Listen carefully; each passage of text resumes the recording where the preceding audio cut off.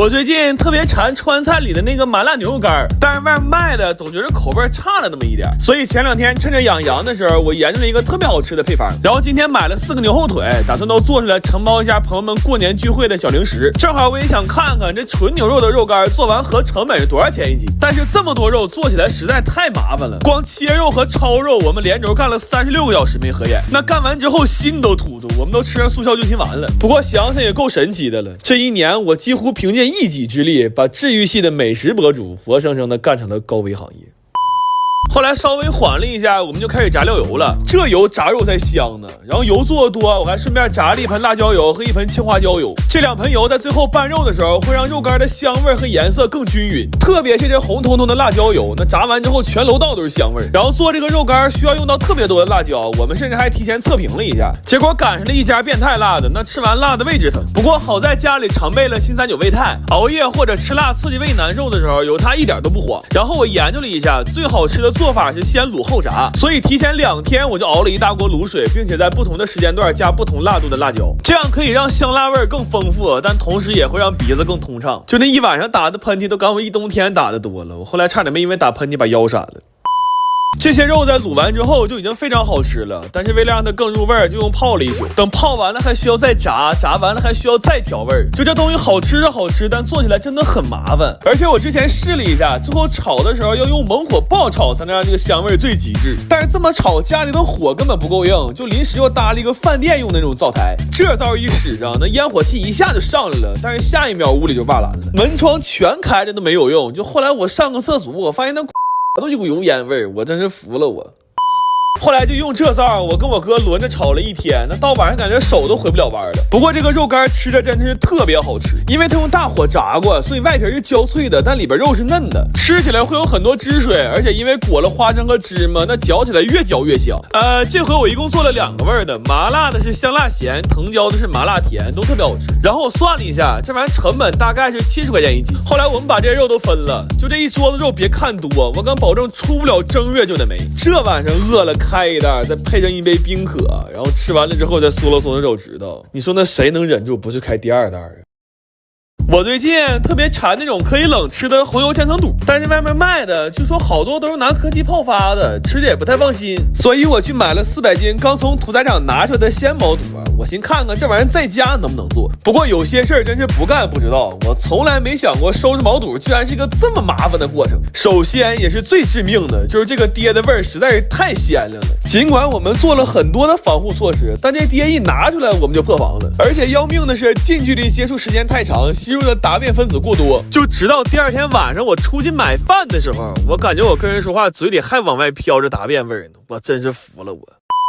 然后我本来以为给这些爹洗完了就没事了，结果后面的活更麻烦，因为现在我们只是物理上把爹洗没了，但要想让这肚完全没有异味，还得起码再洗10几遍。而且因为处理的不及时，好多黑毛肚都开始掉毛了，我们还需要把这些掉毛的黑毛肚都搓成白毛肚，然后还得摘肥油、刮底板的皴，再把它们都切成细丝儿。如果这时候肚还有异味，那需要再煮个花椒水给它们泡一下。主要最要命的是现在天热怕坏，我们干了40多个小时，基本没怎么合眼，这强度太致死了。真的就这么折腾完之后，肚洗的干不干净已经不重要了，人没没那就算是烧了高翔了。然后这些毛肚稍微烫几秒，再迅速过个凉，吃的时候就会很脆了。为了吃的时候能再爽一点，我又配了好多贡菜，但是我们查了3个小时也没整明白这莴苣和贡菜到底是不是一个东西。最后决定还是眼见为实吧，等有机会去产地连轴做它500斤，估计就啥都明白了。后来调味的时候，我们先是试了好多种配方，然后又在最好吃的那个配方里根据肚的多少确定了每种调料的黄金配比。也是因为太累了，不想给调料分装了，就都打到一个料包里了。现在每一罐里都是一个料包配上一个肚包，回家只需要给它俩拌匀，就能得到一份麻辣脆爽的红油千层肚。但是因为切的不均匀，这卖相有点一般，不过好吃是真好吃，主要芝麻和贡菜放的多，吃着又脆又香，真的特别爽。而且我还放了点麻油，它现在是越吃越麻，越吃越想吃。但我发现这玩意儿吃多了也不行，我有一天晚上吃上头了，连吃了4罐，结果直到第3天，我那俩耳朵震的还嗡嗡的，啥也听不着呢。我我最近突然特别想吃辣条，但是市面上卖的所有辣条基本上配料表摊开都比我命还长，所以我打算从洗面巾开始，在家做点健康辣条。洗面巾这个活干的可实在是太爽，它不需要掌握任何技巧，就是哪怕中间给它洗碎了，但只要能保持活着，最后肯定都能给它洗到一起去。而且洗成团的面巾又软又不散，捏着特别解压。不过好玩是好玩，这么洗就是有点费手。我们洗了150斤面粉之后，6个人加起来都凑不出一条好手腕。关键第二天晚上我抬头一看，我那手和胳膊洗的都不是一个色儿了。然后面巾醒发好了，我先蒸熟试做了一些，它现在弹性特别好，但致命的是不管怎么弄熟它，只要拌上辣油，吃的就跟凉菜似的，就完全没有一点零食的样子。所以我忍痛放弃了这个做法，那些面筋也都让我炸成油面筋了。后来我研究了一下，工厂做辣条第一步需要先膨化，我就又去买了个膨化机，但是这个机器只是流水线上的一环，我们需要人工填满其他环才能让这条线顺利的流起来。就为了能用好这个碟，我们甚至还在家里组成了一条人工传送带。这回做出来的面筋条形状和口感都非常好，就是卫生状况稍微有点堪忧。就这个制作流程要是在电视上播出去啊，那我们几个可能都够判的了。然后这些辣条棒要稍微风干一下才能用，然后为了能让这辣条更好吃，我先用10几种油调了一个复合油，又放了好多菜和料给它炸成了一锅料油，甚至还用10几种香料做了一个混合料粉。调完这些料，我做着算了算账，我发现我们现在这个配料用的呀都快比主料贵出50倍了。最后要把辣条棒和辣油充分搅拌一下，为了吃的时候能再香一点，拌的时候我又放了好多芝麻和炸干的辣椒丝儿。这辣条现在油和料都巨多，吃一口油汪汪的，真的特别爽，而且还特别有嚼劲儿，真的是越嚼越香。后来我把那些油面筋也都给拌了，这东西因为油炸过，然后本身又特别吸汁儿，它现在绝对是自制辣条里的隐藏款。这回一共做了2个味的，一半麻辣，一半甜辣。这玩意儿看电视的时候来2包，给嘴唇辣的直木，然后再来一根我们之前自己做的梦乐滋。要是肠胃好的话，这真的是个特别好吃的吃法，但要是肠胃一般的话，那就只能在半夜的时候静待花开了。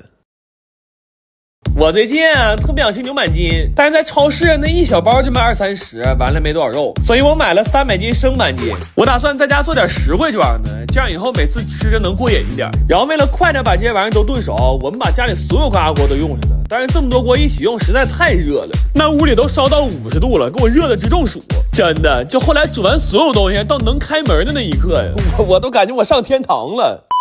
不过炖板筋的时候我们其实没挨着什么累，但后来切板筋真是要了命了。因为牛板筋这东西要想切大片就只能斜着切，那斜着切东西本来就使不上劲儿，完了这玩意儿滋溜滑的，那切不了几根手就开始抽抽了。然后我们就寻思不行就撕丝儿吧，没想到撕丝儿更痛苦，因为这玩意儿太硬了，我们很难给它开开缝，就只能靠2个手指头捏着给它撕开。后来都给我干崩溃了，以至于我们切完所有板筋之后，我脑里唯一的一个想法就是我又捡条命啊！后来我们还调了一个巨好吃的拌料，这料是我们尝了市面上 N 多种牛板筋之后才总结出来的配方。因为以我多年吃牛板筋的经验来说，吃板筋其实就是嚼料香，尤其是这回从头做了一次，我算彻底明白了，就牛板筋这个东西它本身就没有什么肉香，这要说不考虑料光啧吧牛板筋的话，那跟嚼个老真皮裤腰带没有任何区别。最后拌的时候，为了能吃得更香，我又放了好多料和芝麻。这板筋拌完之后都好吃麻了，它现在是香辣里边还带点甜味和蒜香味，而且越嚼越有滋味。尤其是这种大片的，这肉嘟嘟的吃的实在太过瘾了。而且我发现这玩意儿不光能当零食吃，要是再放点香菜和洋葱丝儿，它还能做成一盘直接上桌的凉菜。不过这玩意儿好吃是好吃，就是太塞牙了。我是发现了牛板筋这东西它特别韧夹，就是不管我是怎么吃进去的，它到最后一定能在我嘴里找到一处属于它自己的牙缝。